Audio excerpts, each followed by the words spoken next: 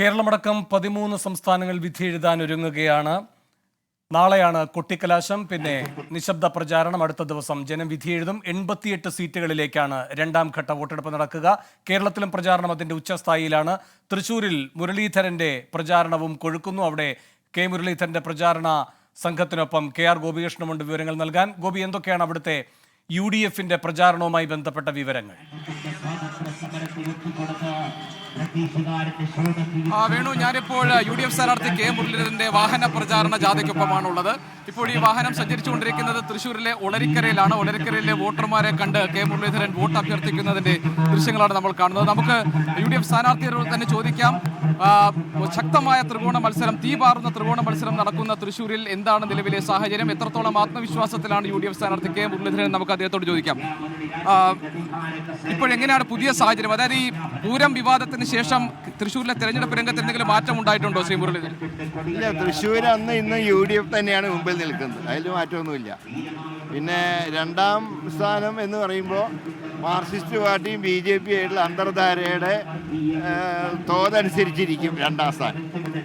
ഞങ്ങൾ ആഗ്രഹിക്കുന്ന LDF രണ്ടാം സ്ഥാനത്ത് വരണമെന്നാണ്. പക്ഷേ യുവത്വമുള്ള അന്തർധാര എങ്ങനെ രൂപപ്പെടുന്ന അറിയില്ല.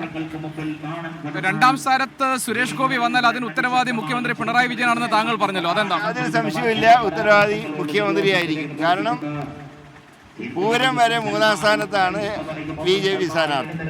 അതിന് രണ്ടാം സ്ഥാനത്തേക്ക് വന്നാൽ ഉത്തരവാദി പിണറായിയാണ്.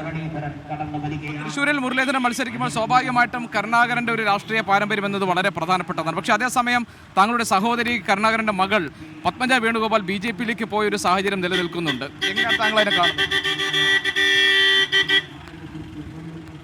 പത്മജ പോയതൊന്നും ഇവിടെ ഒട്ടും ബാധിച്ചിട്ടില്ല. ഒരാൾ പോലും കൂടെ പോയിട്ടില്ല. അതുകൊണ്ട് 1% വോട്ടിനെ പോലും സ്വാധീനിക്കാൻ പത്മജയുടെ BJP പ്രവേശനം കൊണ്ട് കഴിഞ്ഞിട്ടില്ല, അവർക്ക് കഴിഞ്ഞിട്ടില്ല. അതുകൊണ്ട് കോൺഗ്രസിന് കിട്ടേണ്ട എല്ലാ വോട്ടും കിട്ടുന്നത് മാത്രമല്ല, മറ്റു പാർട്ടികളിൽ നിന്നും വോട്ടുകൾ UDFന് കിട്ടാനുള്ള സാധ്യതയുണ്ട്. LDFന്റെ ഒരു ഞാൻ സുനിൽകുമാറൊക്കെ പറയുന്നത് പൂരം നടത്തിപ്പുമായി ബന്ധപ്പെട്ട് ഒരു പ്രശ്നം ഉണ്ടായിട്ടില്ല, ആചാരങ്ങൾക്ക് യാതൊരു വിഘ്നവും വന്നിട്ടില്ല, ഇത് ഒരു മുതലെടുപ്പിന് ശ്രമിക്കുന്നു, ഒരു ശബരിമല പോലെ കത്തിക്കാൻ ശ്രമിക്കുന്നു എന്ന്. ആചാരം ലംഘിക്കപ്പെട്ടതിൻ്റെ ആചാരം നടത്താൻ കഴിയാത്തതുകൊണ്ടാണല്ലോ മഠത്തിൽ വരവ് പ്രതീകാത്മകമായി പോയത്. മഠത്തിൽ വരവിന് അവസാനം പന്തലിൻ്റെ ലൈറ്റ് ഓഫ് ചെയ്ത് പ്രതീകാത്മകമായി ഒരു ആനയെ വെച്ച് മാത്രം നടത്തേണ്ടി വന്നപ്പോൾ തന്നെ ആചാരത്തിന് ഭംഗം ഉണ്ടായല്ലോ. അതെന്താ കാരണം? ഈ പോലീസിനെ ആരാ നിയന്ത്രിക്കേണ്ടത്? പ്രതിപക്ഷമാണോ? പോലീസിനെ നിയന്ത്രിക്കേണ്ട സർക്കാരാണ്. എന്തുകൊണ്ട് ഫലപ്രദമായി സർക്കാരിന് ഇടപെടാൻ കഴിഞ്ഞില്ല? പെരുമാറ്റച്ചട്ടം ഒരു കാരണമല്ല. കാരണം ഒരു പൂരം നടത്തിപ്പ് ഭംഗിയാവേണ്ട ഘട്ടത്തിൽ അതിന് വിഘ്നം സംഭവിച്ചാൽ ഇടപെടാനുള്ള അധികാരം മന്ത്രിമാർക്കുണ്ട്, ഗവൺമെൻറ്റിനുണ്ട്. അതുകൊണ്ട് പൂരം സമയത്ത് പോലീസ് അഴിഞ്ഞാടിയതിന് ഉത്തരവാദി സർക്കാർ തന്നെയാണ്.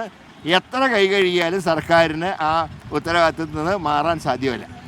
പൂരം വിവാദത്തിനൊരു ശബരിമല വിവാദം പോലെ കത്തിപ്പടരാൻ വേണ്ടി ചിലർ ഒത്താശ ചെയ്തു കൊടുക്കുന്നു എന്നൊരു ആക്ഷേപമാണ് LDF ഉന്നയിക്കുന്നത്. LDFന്റെ കയ്യിൽ നിന്ന് സംഭവം പോയി.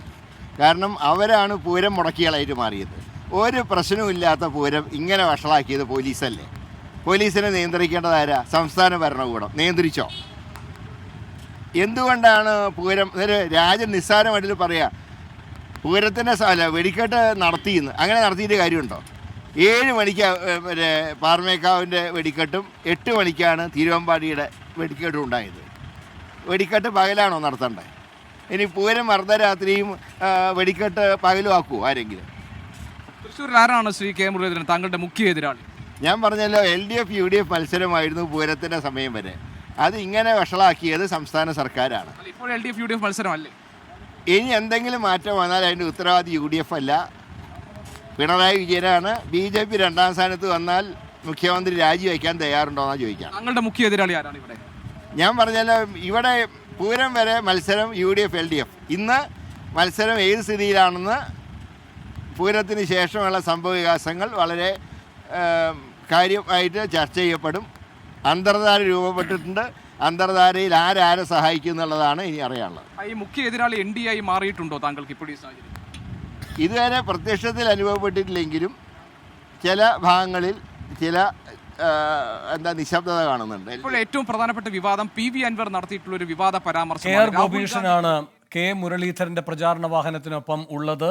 പൂരം വരെ 3-ാം സ്ഥാനത്തായിരുന്നു സുരേഷ് ഗോപി. ഇനി സുരേഷ് ഗോപി 2-ാം സ്ഥാനത്തെത്തിയാൽ അതിന്റെ ഉത്തരവാദി പിണറായി ആയിരിക്കുമെന്ന് മുരളീധരൻ പറയുന്നു. ലോകത്തെവിടെയായാലും ഏത് സമയത്തും 24 വാർത്തകളും ഓഗ്മെന്റഡ് റിയാലിറ്റി പാക്കേജുകളും എക്സ്പ്ലെയിനറുകളും വിശദമായി കാണാൻ ഞങ്ങളുടെ യൂട്യൂബ് ചാനൽ നിങ്ങൾക്ക് സബ്സ്ക്രൈബ് ചെയ്യാം.